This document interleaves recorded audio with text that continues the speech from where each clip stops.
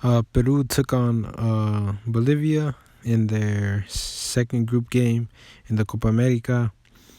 Peru got the upper hand on Bolivia, beating them 3-1 in this game. For me, I always thought that Peru was the greater team, the better team, actually.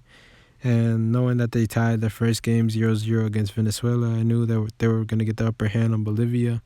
And they had to if they were going to actually had hopes of getting out this group.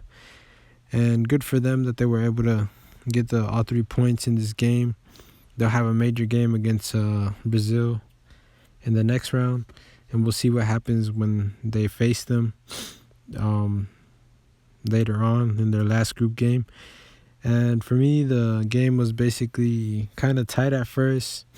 I felt like Peru's pressure and just their physicality was like basically over Bolivia's. I felt like some of the attack, the style of play that Peru plays, and this is kind of similar to the Chilean style. And what I mean by that is that it's all press. Basically, the whole team goes up, as well as like the whole team defends when it's time to defend. And in this instance right here, you can see the penalty call that gave Bolivia their goal. For me, Bolivia really doesn't have that many options in offense. For me, their number 9 he's all right. When I saw him play in this game, I basically saw him really slow, really sluggish in his passes. They're not really that good. But that's just a part of his game. I'm not going to just deteriorate him or just talk bad about him. He's pretty good, I guess. And this is Peru's first goal. It was a through by Cuevas, which is another player that I rate from the Peruvian team. And you could just see the ability of Guerrero getting through the Bolivian goalkeeper and just sliding it home for Peru's first goal. And I knew they had to tie them because they were not gonna lose to Bolivia. They have too many attacking options, and just their style of play of just everybody goes to attack and everybody comes to defend, and just like these guys basically have like 2 lungs. It's crazy. Right here is the Foca Farfan's goal. Jefferson Farfan's goal. It was basically put in the air by Paolo Guerrero, and Farfan just beats the Bolivian player who wasn't expecting him to come from behind, and he just jumps as high as he could, and he just whips that ball in with his head, and it's a good shot, a good header. And right here is just another attempt by Farfan, not really positioning himself to have the best attacking threat. Right here was an instance where Bolivia could have actually tied the game and could have made things more interesting and actually just taken the points from Peru, where Peru, if they didn't win this game, because basically Bolivia is the weakest opponent, would have actually had a struggle, had actually beat Brazil if they had hopes of getting out of the group. And the good thing is that Bolivia didn't. In my prediction, I made a prediction video. I might put it in the link so that y'all could see it. I put that Peru would actually get second in this group, and that I thought Brazil was going to win it. That's basically my opinion. It's kind of seeming like it's going to happen. I feel like Peru is over Venezuela. I know they tied, but I feel like just their experience, their attacking threat, and whatever, they're just a better offensive team, in my opinion, than Venezuela. And right here is just the last goal, just to close out the game. Flores got through, and yeah, it was off like a counter attack. Basically, I think it was off a corner, and the Bolivian players weren't expecting that. And for me, some of the things that cost the Bolivian players, some of the goals were just their goalie. I don't really rate the goalie, especially in that last goal. For me, if you're going to go out and attack the ball, you might as well go attack the ball. But once he saw his defender get back in position, he should have went back to the goal, because that goal is just basically made because he wasn't in his position. He wasn't in goal to defend it. And it was a hard game. Peru got the upper hand just because of their style of play, like I said. one of the players that I feel like does a lot of the motor work, a lot of the build up, a lot of the creativity is Cuevas. You saw him get a assist today. I think maybe he got even the third goal's assist. But for me, he's been a motor. I've seen him play for a long time. I know his quality. He can whip the ball in really good. He's really accurate in his passes as well. He runs for days, and he just has a lot of stamina. And, I mean, I didn't think that Bolivia is going to beat Peru, and I didn't think they were going to be limited themselves or just put their heads down.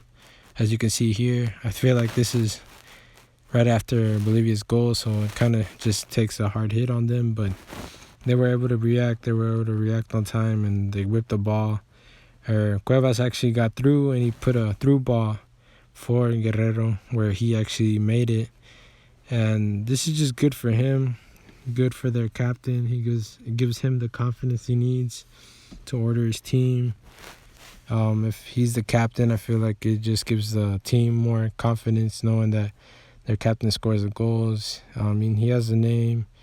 He's been doing this for a long time. He's 30-plus years old. He's had problems with, like, doping and things like that, being caught for those things where he couldn't even go to the World Cup, and he was banned for months, Luis Suarez type of vibes.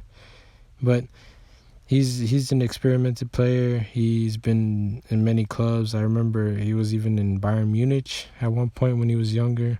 He's been in Europe. He's been in many different clubs. I think he's in Brazil right now, but he's a very good forward. He's played in Germany. He's played in Brazil. He's played in Peru. Many different places. He's really clinical in his strike. He's a really skillful player. In the World Cup, I felt like he was out of his touch, but I feel like it's mostly due to the punishment they gave him of not being able to play for like 6 months, and then just basically a month or 3 weeks before, he just basically had to get in the rhythm to play even in the World Cup. So I guess that just took the toll, and he didn't look as sharp as he would usually look if he would have been playing in that time period where they told him that he couldn't play anymore. And, I mean, for me, he's a quality player. He's probably going to help Peru get pretty far in this competition. I'm pretty sure they'll make it out the round.